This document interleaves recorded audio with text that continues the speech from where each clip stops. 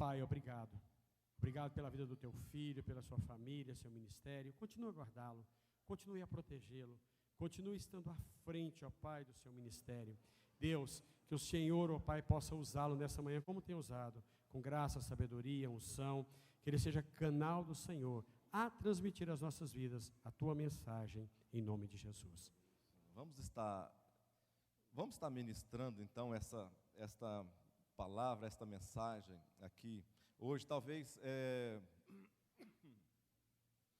a última lição da nossa revista, e talvez seja uma das que eu entendo que seja uma das mais importantes. Não porque por alguém que se ministrar aqui, mas é pelo tema, pelo assunto dela, é uma das mais importantes. Falar sobre morte e falar sobre ressurreição é algo tremendo, é algo maravilhoso, porque quando o homem cai, lá no Jardim do Éden, Deus já tinha um plano no seu coração para que as coisas pudessem estar acontecendo, né? Nada que aconteceu lá no Éden pegou Deus de surpresa, como se Deus chegasse, a hora que o homem peca, e Deus colocasse a mão na testa. Ai meu Deus, e agora? O que é que eu faço, né? O que aconteceu? O que eu vou fazer daqui para frente agora? Que tática que eu vou ter? Não. Quando o homem lá no Éden peca, Deus já começa a ir atrás dele lá naquele instante. Lá, quando o homem cai, Deus já começa, a Bíblia diz que Deus começa a procurar Adão, atrás de Adão.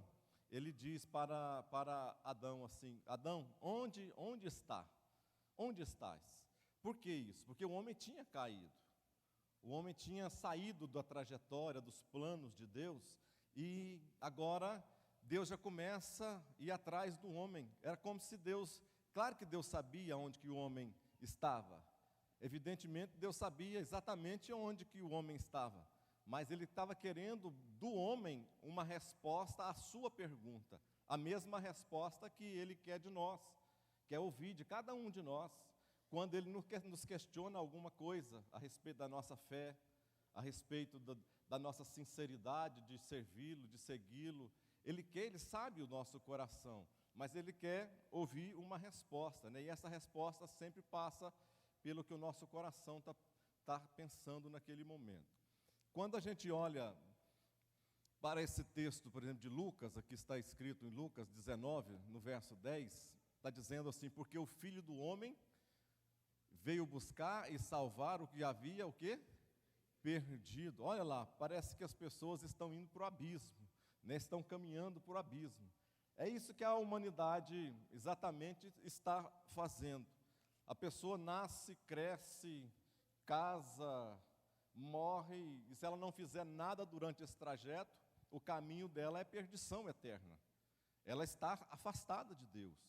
Isso só não vai acontecer se ela ouvir esse chamamento da parte de Deus e reconhecer que é pecadora, que precisa de Deus.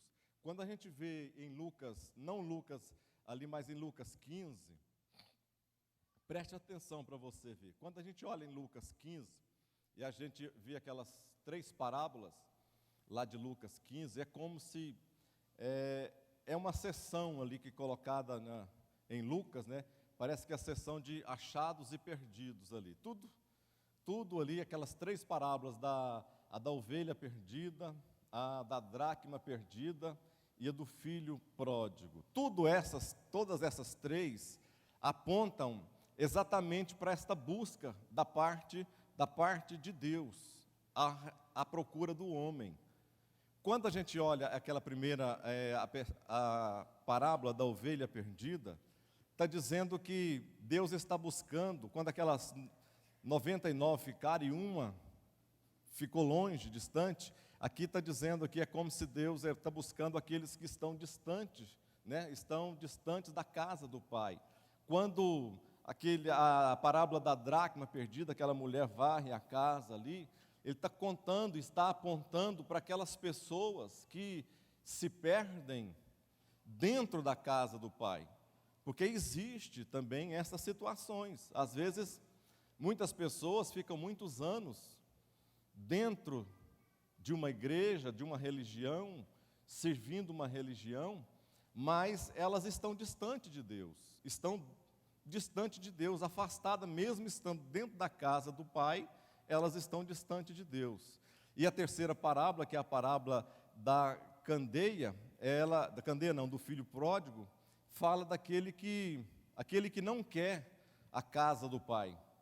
Uma foi achado longe da casa do Pai, o outro foi achado dentro da casa do Pai, e esta terceira é aquele que não quis a casa do Pai, aquele que pediu: Pai, olha, só quer saber de uma coisa, cansei do Senhor, cansei da casa, cansei das conversas, cansei de tudo que acontece aqui, eu vou viver minha própria vida, vou seguir meu próprio destino, e vou ver o que dá. Faz o seguinte, vê o que o Senhor faz aí, a minha parte, me dá. E a Bíblia diz que ele vai e gasta tudo dissolutamente, mas mesmo assim, ele estando, o que me chama a atenção nessa parábola, não é o sentido da mensagem, e não é uma pregação sobre isso, mas esse camarada que não queria a casa do Pai, a Bíblia, quando você vai ler e fazer um estudo melhor, mais aprofundado, você vai notar que esse filho, quando ele gasta todas as coisas, e quando ele volta, a primeira coisa que o pai diz, e o pai vê, é que o pai nota quando ele aponta lá na divisa da fazenda, ou seja, lá na cerca das divisas da fazenda, o pai estava de olho. É como se o pai estivesse de olho naquilo lá, todos os dias ele estivesse olhando para ver o dia que o filho retornaria para ele recebê-lo de volta. É assim que Deus... 3.000 pessoas, 5.000 pessoas, 10.000 pessoas seguindo a Jesus. Mas por quê? A Bíblia mesmo diz por causa do pão e por causa das curas. O que aquelas pessoas queriam? Aquelas pessoas imaginavam que então eles acharam o rei ideal para guiá-los. Eles entenderam que o rei ideal tinha chegado para eles. Que agora, a partir daquele momento, através da pessoa de Jesus, eles servindo a Jesus como um rei terrestre ali, era a ideia que eles tinham, eles agora não teriam mais problema de fome, porque Jesus os alimentaria, faria os milagres e eles seriam alimentados. Eles não teriam mais os problemas de doenças, porque Jesus faria os milagres e eles seriam curados. Que eles não teriam problemas com os inimigos, porque Jesus faria os milagres e os inimigos estariam distantes. E aquelas pessoas entenderam que esse tipo de Jesus é que servia para eles. Mas só mude um pouquinho a história e você vai ver quando Jesus começa a falar de coisas mais pesadas, deixa de falar de simplesmente de alimentar pessoas, e Jesus começa a falar do reino dos céus, quando ele começa a falar que as pessoas tinham que realmente se converter, que elas tinham que mudar a sua estrutura, a sua maneira de ver, você vai notar que as pessoas começaram a sair, ir embora, abandonar Jesus, e as multidões, aquelas que eram de 10.000, começou a ficar 1.000, começou a ficar 500, começou a ficar pouco. Por causa de quê? Porque as pessoas queriam comida, mas elas não queriam aquele que servia de maná, o maná vivo que desceu do céu. As pessoas queriam ser curadas, mas elas não queriam reconhecer as suas próprias mazelas no seu coração, reconhecer que eram pecadoras. Não, de maneira alguma. Elas queriam que aquele Deus resolvesse os seus problemas pessoais, e Jesus não veio para isso. E quando ele começa a pregar diferente, as multidões somem. E às vezes nós temos feito exatamente as mesmas coisas.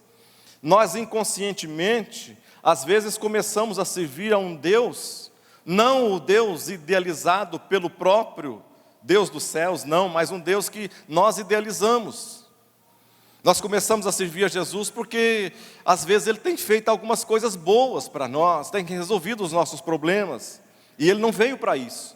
E, às vezes, quando Ele começa a mudar a mensagem, é aí que nós começamos a distanciar dEle, achamos que Deus está nos ofendendo, que nós somos muito bonzinhos, que nós servimos Ele direitinho demais, que nós fazemos as coisas certinhas demais para Ele, e nós não merecemos passar por dificuldades, passar por peripécias na vida, passar por lutas, tribulações, e nós inconscientemente, nós achamos que somos merecedores disso. Quantos estão me entendendo? Amém? Vamos mais um pouco para frente. Aqui fala que um propósito determinado desde a eternidade. Nada do que aconteceu a Jesus foi obra do acaso. Deus enviou o seu Filho para morrer,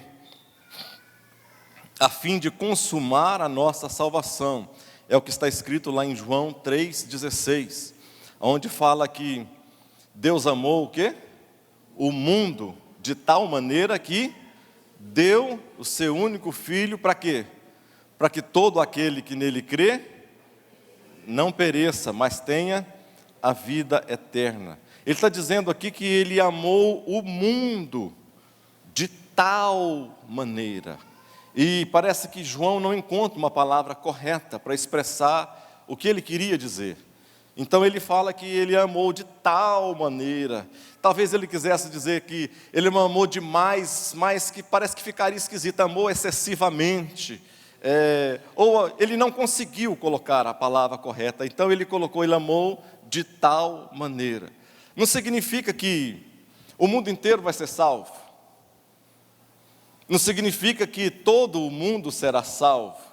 E não significa, como muitas pessoas também acreditam, até falam que vão ser salvos 50%, 50% vai ficar de fora. Não, porque 2 estarão no campo, 2 estarão lavrando, 1 será tirado, o outro ficará aí, 2 estarão na cama, 1 será tirado e o outro. Então significa que 50% vai ser salvo e 50% vai ficar. Não é nada disso, é bobagem, essas coisas. O que está dizendo é que nós temos um livre arbítrio para nos dar a nossa orientação pessoal. Nada do que foi aqui, nada pegou Deus aqui por acaso, nada foi feito aqui. Tudo estava nos planos de Deus. É como se Deus, imagina a seguinte situação. Aquele que é pai pela primeira vez. Quantos aqui já foram pais? Levanta a mão assim. Pais, né? Pais, pela primeira vez. Qual que é o sentimento que nos faz? Eu estou vendo ali meu filho, né, o Murilo, meu mais velho, vai ser pai agora, minha nora está de 6 meses, praticamente 6 meses. Eu vejo os cuidados, né, eram os mesmos cuidados que nós tivemos, quando nós fomos pai a primeira vez. Você faz tudo para que aquela criança, quando chegar, ela possa receber o que você tem de melhor a apresentar a ela. Você pode não ser uma pessoa rica, mas você vai fazer todas as coisas para que esta criança, esse bebê, quando ele chegar, ele vai ter a condição necessária, segundo aquilo que está debaixo do seu controle. Ou seja, quando eu olho para Deus, é como se Deus, Ele começa ali no livro das Gênesis, Ele fazendo ali todo o seu planejamento, tudo foi feito em função do homem. Talvez você não entendeu isso até hoje. Todas as coisas, tudo que foi criado, tudo que foi feito por Deus, foi feito em função do homem, para o homem. Então, para que ele pudesse desfrutar de todas as coisas. Então eu vejo Deus, o arquiteto de todas as coisas, Ele fazendo os seus planos, os seus planejamentos, para que um dia esse filho pudesse estar na terra e pudesse estar recebendo o melhor. Eu vejo Deus, às vezes, né, fazendo algumas bobagens mentais aqui, né? Eu vejo Deus conversando assim com os anjos, pastor Roberto, e planejando, né?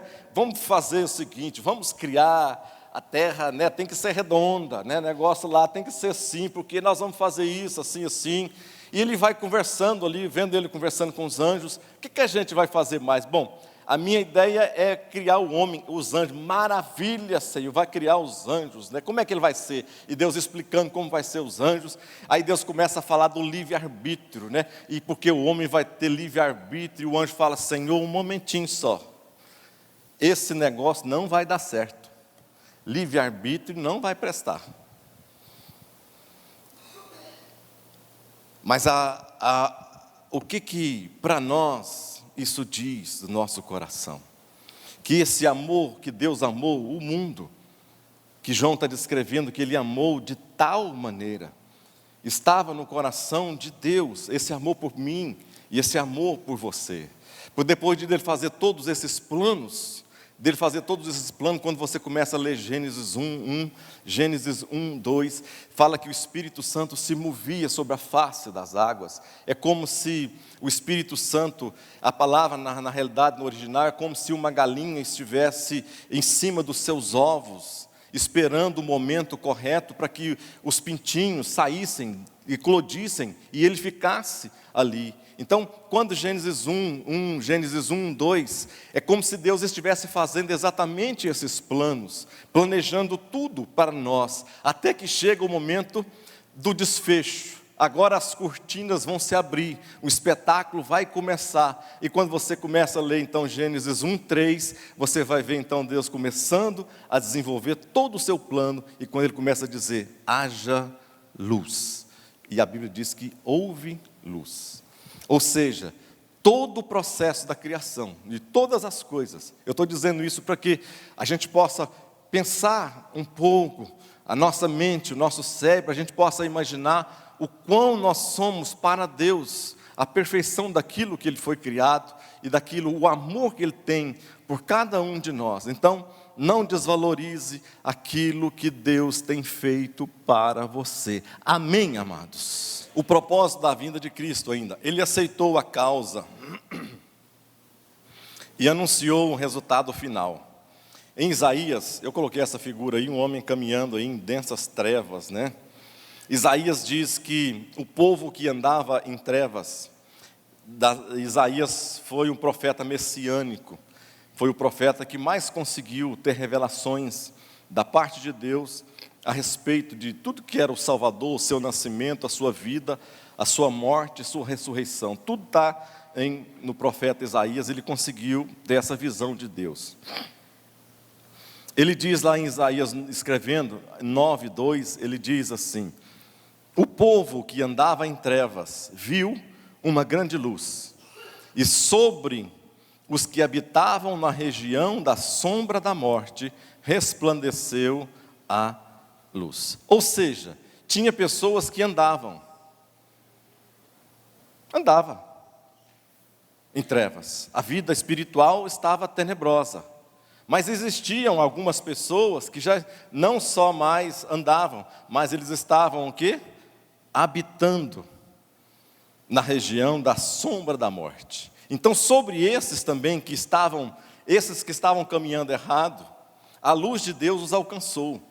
Ou seja, mas aqueles que a gente pensa que não merecem, aquelas pessoas que nós imaginamos que não podem, que Deus não pode fazer com que eles sejam salvos, são ruins demais, são terríveis demais. Para esses também que já estavam lá na sombra da morte, a luz também de Deus resplandece na vida deles. É por isso que a gente vê tantos testemunhos de pessoas, eis isso, eis aquilo outro, que pessoas que foram restaurados, né? Às vezes uma pessoa tem uma vida comum, pastor, eu não tenho testemunho nenhum. Tem, você andava nas trevas, você caminhava nas trevas, você tem testemunho sim, é o mesmo testemunho.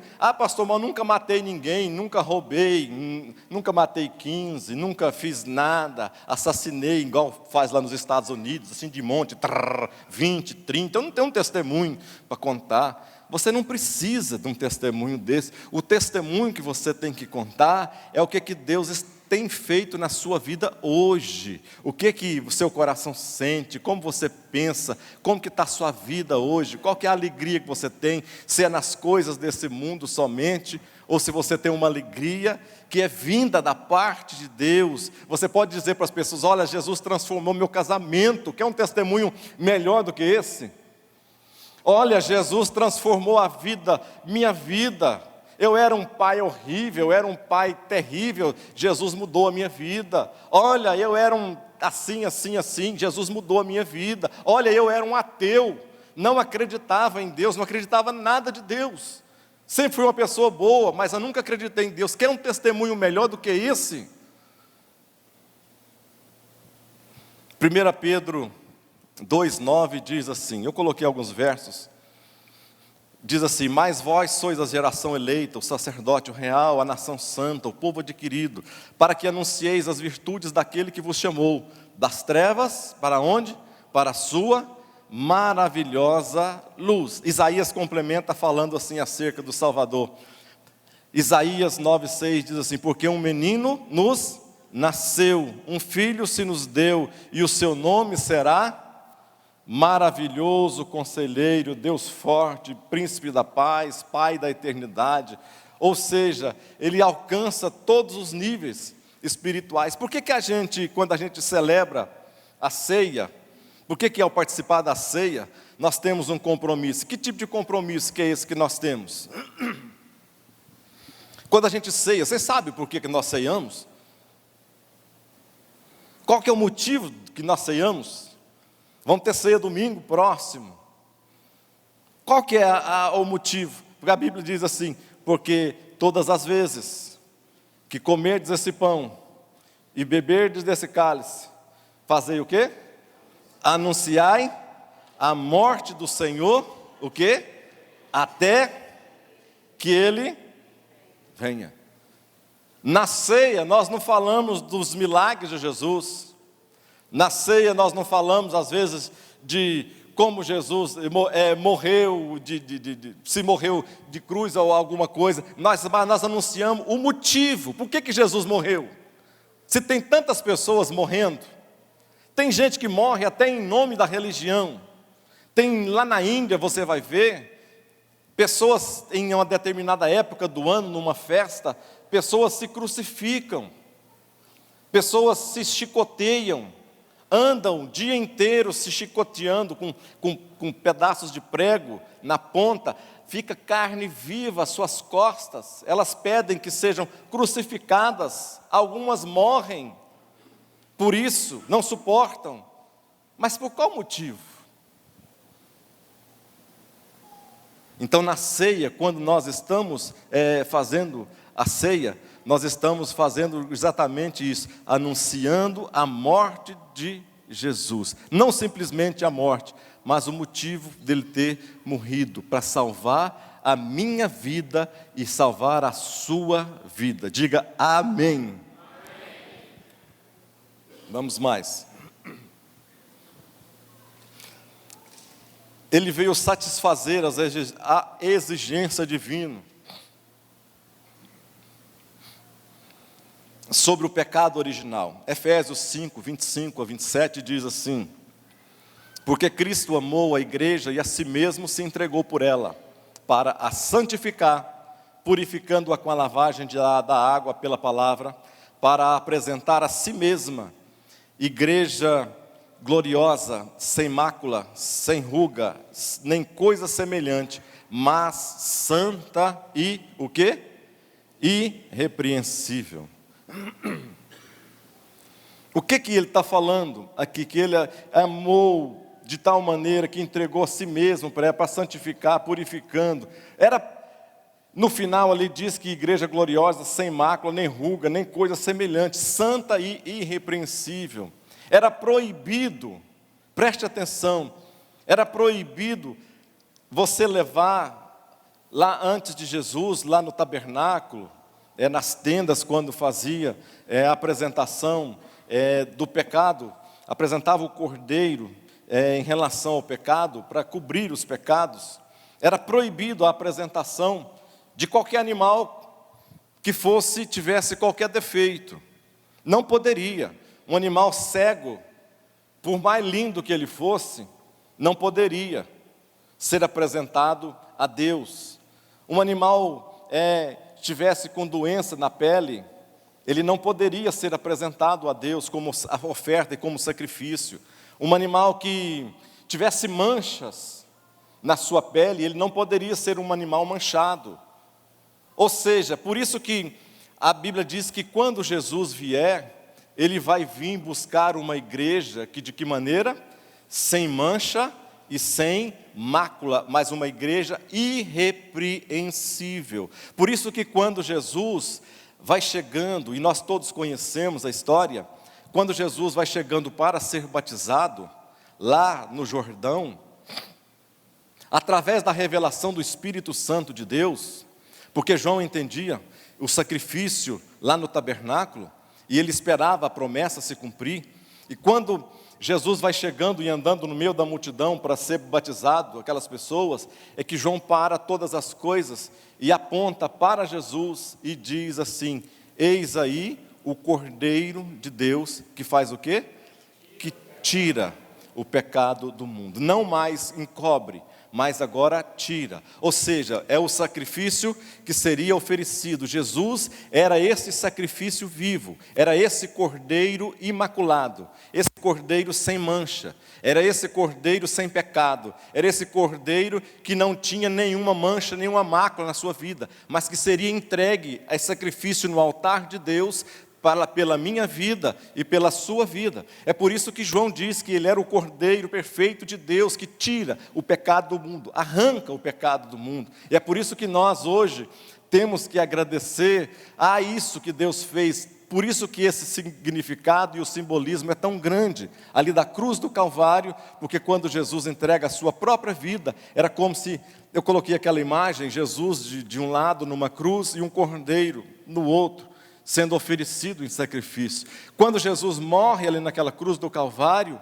o plano de Deus lá na eternidade estava se consumando, ali naquele lugar. A minha vida e a sua vida agora, não necessariamente mais, teria que ter um destino ruim, afastado de Deus. Não, agora foi-me aberta uma oportunidade.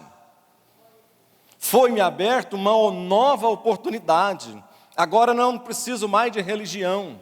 Pastor, mas religião não salva? Eu não preciso de religião? Não, eu não preciso de religião nenhuma. Eu não preciso de religião nenhuma. Deus não vai salvar a religião, não. Ele não veio por causa, aliás, as religiões que significa religar, do latim e do grego também, que significa ligar de novo, significando ligar o homem a Deus, não tem ligado nada o homem a Deus. Tem nascido mais de 70 religiões por dia no mundo, e nenhuma delas tem conseguido ligar homem nenhum a Deus. O único capaz de ligar o homem a Deus não é uma religião, mas é uma pessoa chamada Jesus Cristo, o Cordeiro de Deus. Você pode dar uma salva de palmas a esse Deus? A paixão e morte de Cristo, o perdão total da humanidade.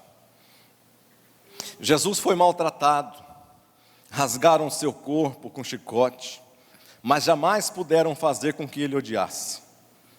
Mesmo dilacerado e agonizante na cruz, ele demonstrou amor. Quando aqueles homens estavam chicoteando Jesus, quando aqueles soldados chicoteavam Jesus, quando a multidão cuspia em Jesus, Jesus considerado criminoso, porque a Bíblia diz que todo aquele que, maldito aquele que era pendurado em um madeiro.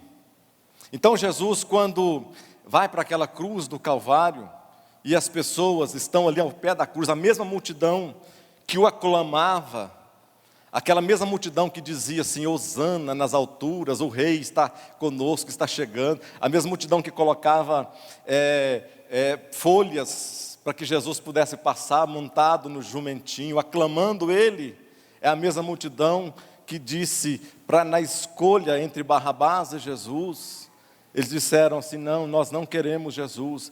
Aí e Pilatos disse: rapaz, mas vocês vai ter uma maldição sobre vocês, esse negócio não vai dar certo. Não, que venha sobre nós a maldição, toda a maldição falada sobre os nossos pais, caia sobre nós, sobre as nossas famílias, mas nós não queremos que Jesus seja liberto. Ou seja, essa mesma multidão agora estava aos pés da cruz, e Jesus, ao invés de amaldiçoá-los, ao invés de falar impropérios sobre eles, de dizer coisas ruins sobre eles, eles falam assim, ele diz assim para a multidão: Pai, perdoa-lhes. Ou seja, a mesma multidão que não queria ele, que não queria Jesus, é a mesma multidão que ele, com um amor tremendo, ele diz ao Pai, para que perdoa, para que pudesse perdoar. É difícil você perdoar a quem te rejeita. A coisa mais difícil de perdoar é você pensar em perdoar aquele que está te rejeitando, aquele que não quer o seu perdão. E Jesus diz: Pai, perdoa-lhes, eles não entendem o que estão fazendo. E aqueles, em detrimento ou em contrapartida, aqueles outros, na mesma cena, os 3 na cruz, né? Jesus e os 2 ladrões. Também a gente vê também as mesmas oportunidades que acontecem para um, acontecem para os outros. A multidão não quis Jesus. Mas eu estava lendo ontem essa história sobre o ladrão na cruz, me veio um pensamento assim que eu acho que eu não entendi. Eu fiquei pensando assim, fora da brincadeira, eu fiquei pensando assim, meditando e tentando achar durante uns 10 minutos. Uns 10 minutos eu fiquei pesquisando meu coração e pedindo uma resposta da parte de Deus, o porquê que aquele ladrão,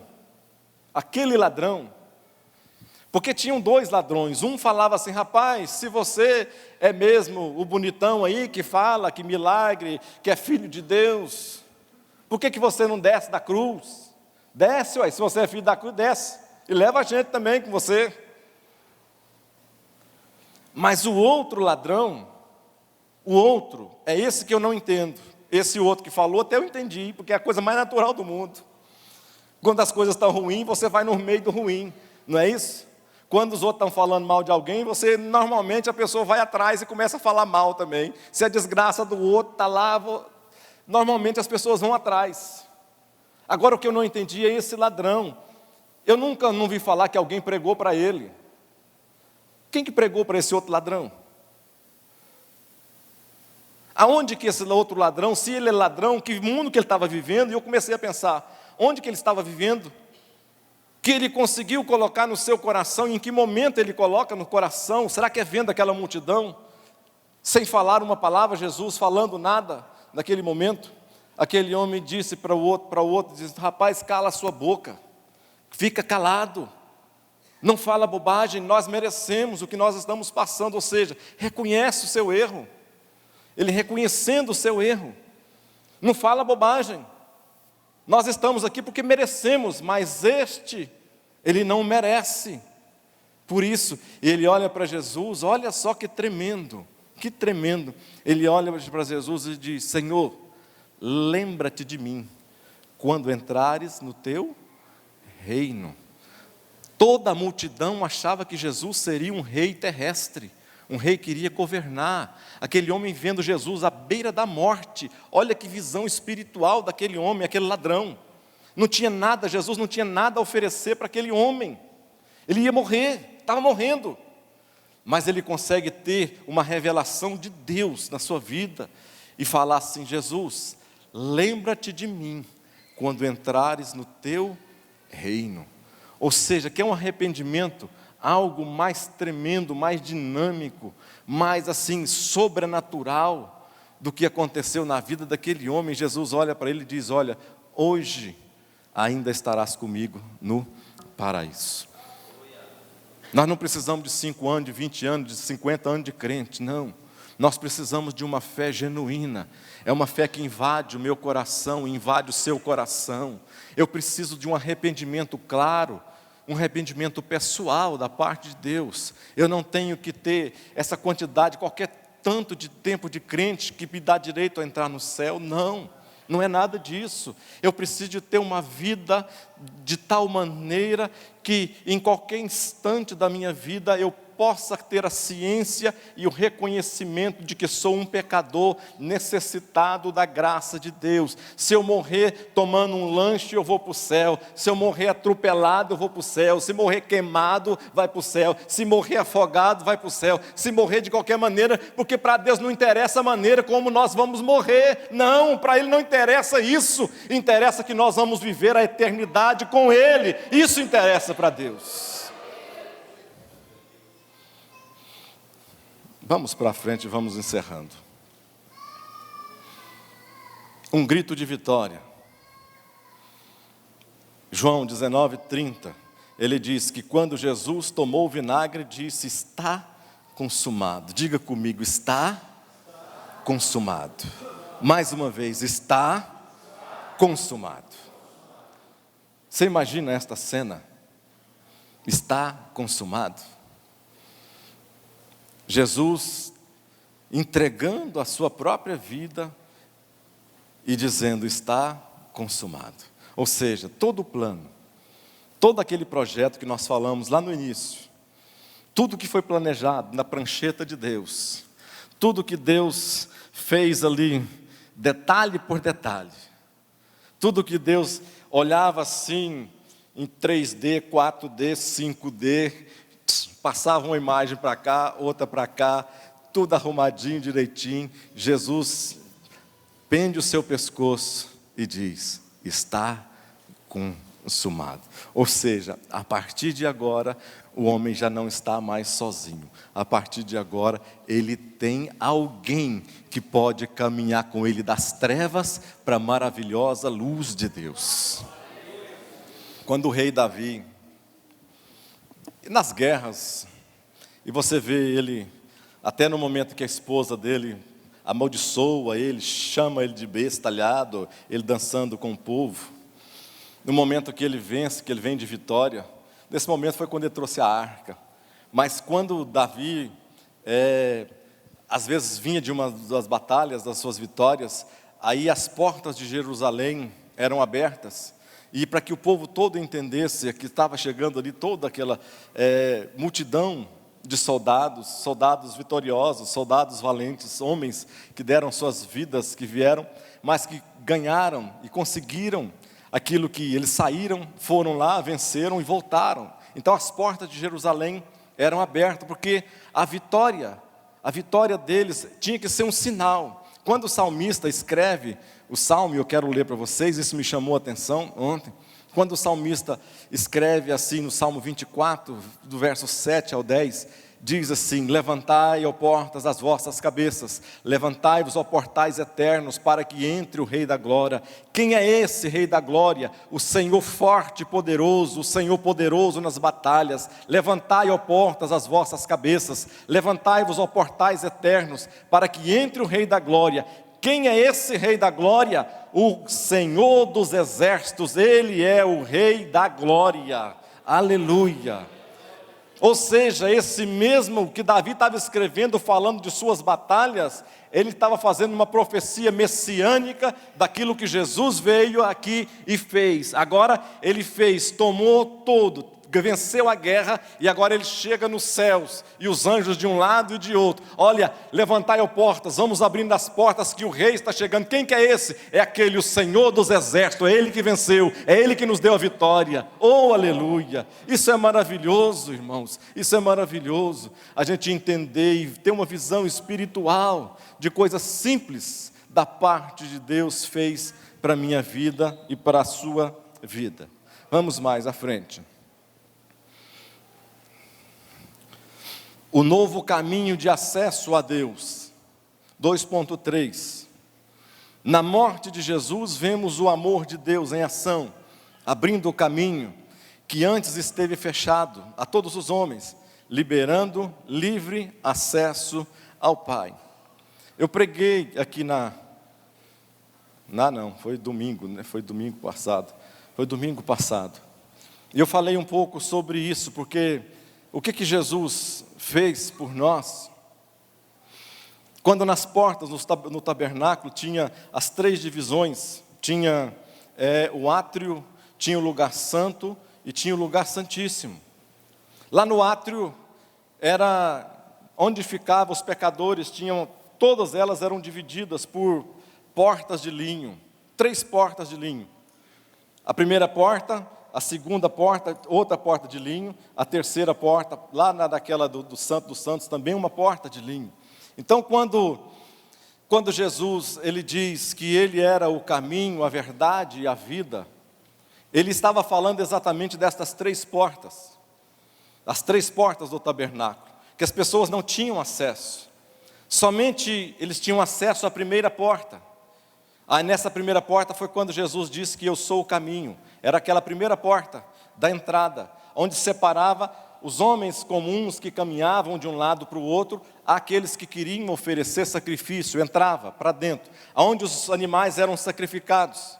Onde ele entrava com o animal, a porta era fechada, então o sacerdote pegava o animal, e quando ele entrava naquela primeira porta, preste atenção, quando aquele pecador entrava naquela primeira porta, que ela era aberta para ele passar com o animal, a primeira coisa que ele via, na sua visão que ele tinha, era de um altar grande de bronze, um altar enorme, onde eram oferecidos sacrifícios. Ou seja, todas as vezes que um pecador entra pela porta que é Cristo, a primeira coisa que Cristo mostra para ele, é o que ele tem que fazer, sacrificar. A Bíblia diz que agora nós somos o próprio sacrifício, nós somos sacrifícios vivos, oferecidos a Deus. Então quando eu entro na porta que é Cristo, a porta do caminho, Ele é o caminho, é esse caminho.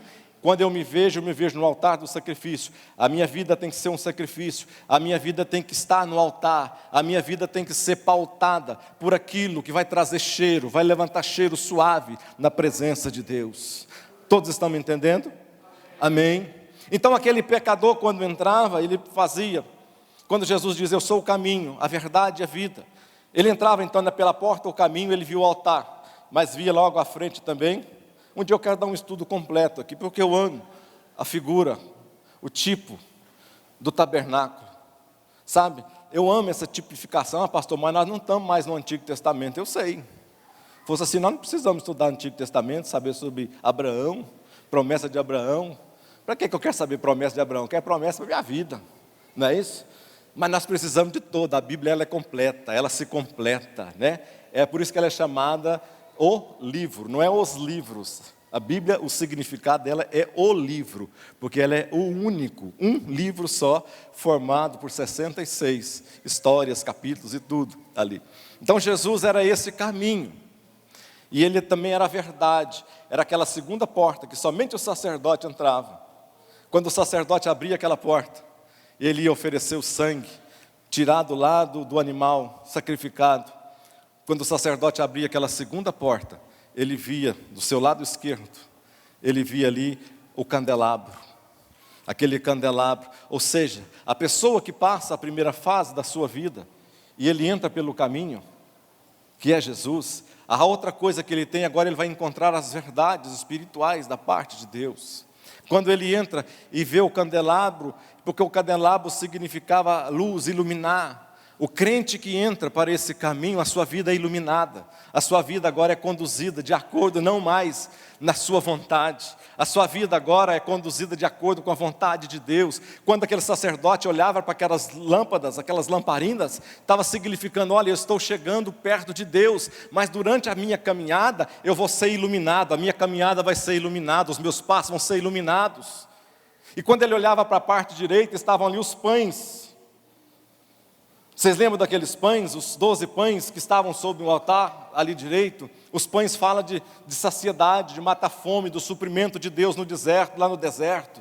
Suprimento diário da parte de Deus. Ou seja, quando nós entramos pela porta do caminho, nós passamos pela porta da verdade. Quando nós encontramos a verdade, além de nós sermos iluminados a nossa vida, nós vamos ser saciados em todas as coisas que nós precisarmos. A minha vida será saciada, eu não terei falta de coisa alguma, porque Deus me sustentará em todas as coisas.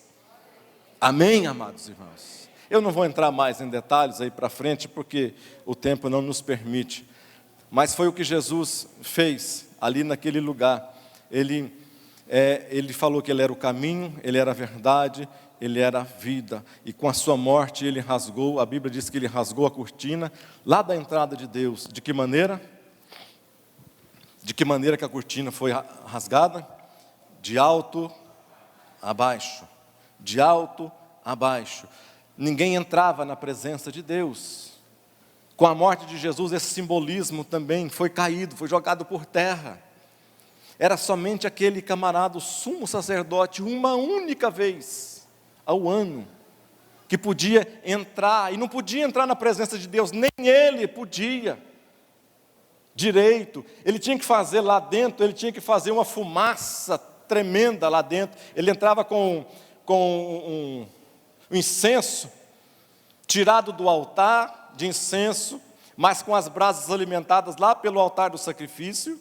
Ele pegava aquele negócio, fazia fumaça lá dentro, e quando ficava tudo enfumaçado, e a Arca da Aliança lá, imagina que a Arca da Aliança representando Deus, e o camarada aqui, será que eu vou morrer ou não vou morrer? Porque se ele tivesse a vida dele, não tivesse íntegra, ele ia cair duro lá. Imagina o cara agora entrando, fumacinha, enfumaçou tudo, está tudo enfumaçado, e ele morrendo de medo, vou abrir a porta, vou abrir a cortina, abro ou não abro? Abriu a cortina, não podia ficar com medo, porque ele não podia virar as costas para a arca. Ele não podia virar as costas para a arca, e ele não podia visualizá-la também da maneira. Então ele pegava aquele sangue, aspergia aquele sangue ali, tremendo de medo, né, naquele lugar, esperava um pouquinho, se acontecesse ali, que Deus recebesse aqueles sacrifícios da multidão, da nação, ia acontecer um milagre ali, e que a tampa, dali entre as tampas, onde estavam os querubins, ia sair uma luz ali colorida, esverdeada, azulada, e que essa luz sairia para cima, e toda a multidão lá fora veria que os sacrifícios foram aceitos. E o camarada agora, opa, que maravilha, entusiasmou, vou virar as costas e vou embora, pronto. Se ele faz um negócio desse, caía duro no mesmo lugar, ali também.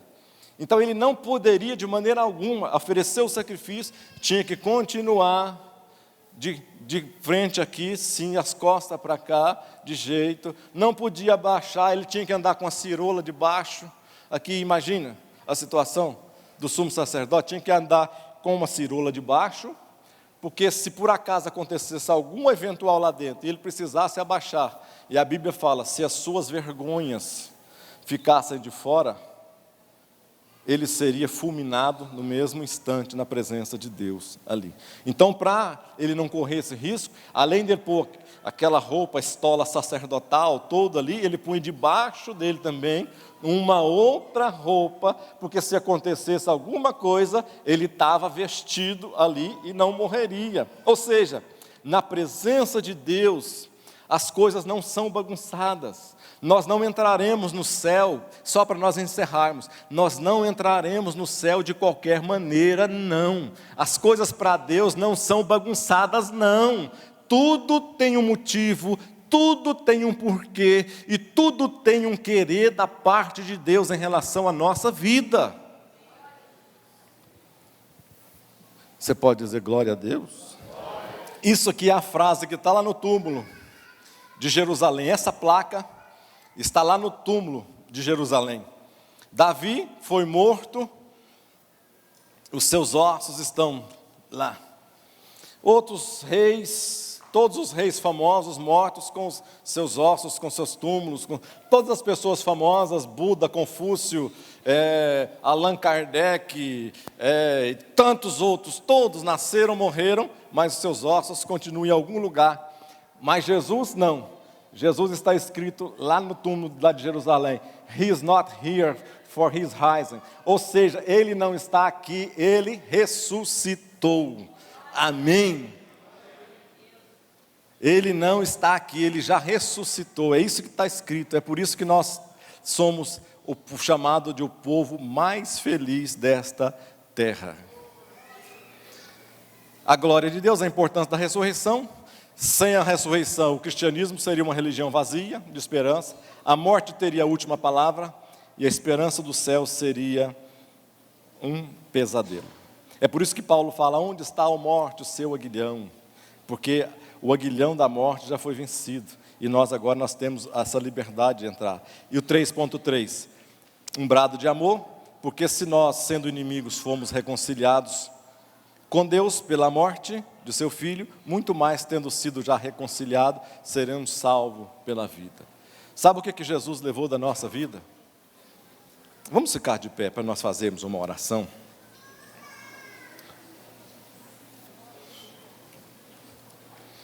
Na cruz Jesus levou não só os nossos pecados, mas Ele levou também a nossa arrogância. A nossa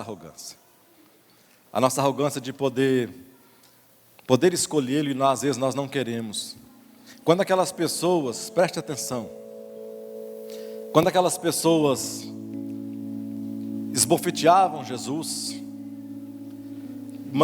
mandava coisa na cabeça de Jesus, quando aquelas pessoas cuspiam em Jesus. Sabe o que significa cuspir no rosto de alguém? Imagina Jesus caminhando e as pessoas, as multidões, as pessoas de uma maneira geral, cuspindo no seu próprio rosto. Era como se a multidão estivesse dizendo assim: olha, você é um imprestável.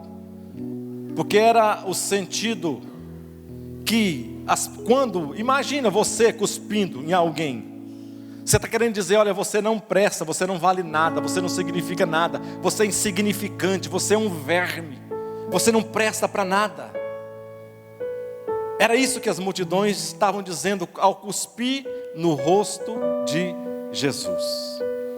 Simão Cirineu até que tentou ajudar Jesus a carregar a cruz, mas Simão não tirou o resto de cuspe do rosto de Jesus.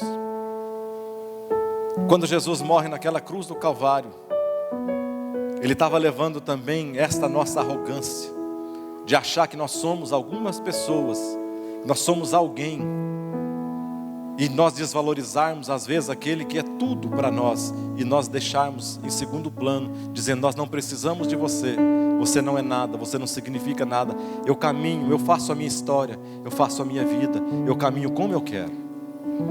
Feche os seus olhos nesta manhã.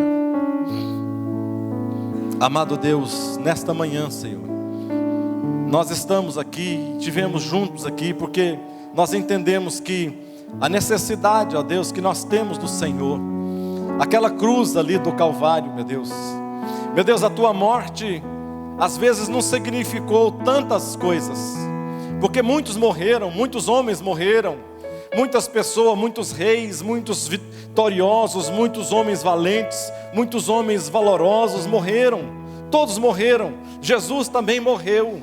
Mas a diferença, ó Deus, e é isso que nós temos que te agradecer, é por isso que nós na nossa ceia, nós lembramos de que o Senhor morreu, mas aquele túmulo não conseguiu segurar o Senhor, aquele túmulo ficou vazio, porque ao terceiro dia, nenhuma outra pessoa nesta história, nesse mundo, ressuscitou, mas o Senhor ao terceiro dia, o Senhor ressuscitou, e se o Senhor ressuscitou, o Senhor foi tido como agora o primogênito de muitas pessoas, o Senhor agora não era mais o unigênito do Pai, mas o Senhor era primogênito, e cada um de nós agora, nós somos teus irmãos, filhos de Cristo, filhos do próprio Deus. Ó Pai amado, nós te agradecemos nesta manhã por esse entendimento na nossa vida, é na nossa necessidade de nós nos colocarmos na tua presença, nessa necessidade de nós quebrantarmos o nosso coração, reconhecer as nossas mazelas espirituais e nos render ao Senhor, dizendo que precisamos de ti, ó Pai,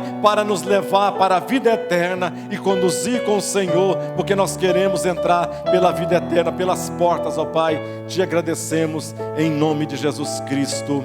Amém. Uma igreja alegre, participativa.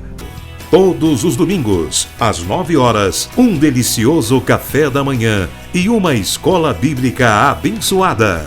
Às 18 horas, culto da família. Segunda, às 14 horas, Manancial Feminino. Terça-feira, às 20 horas, Homem de Verdade e Mulher Ideal.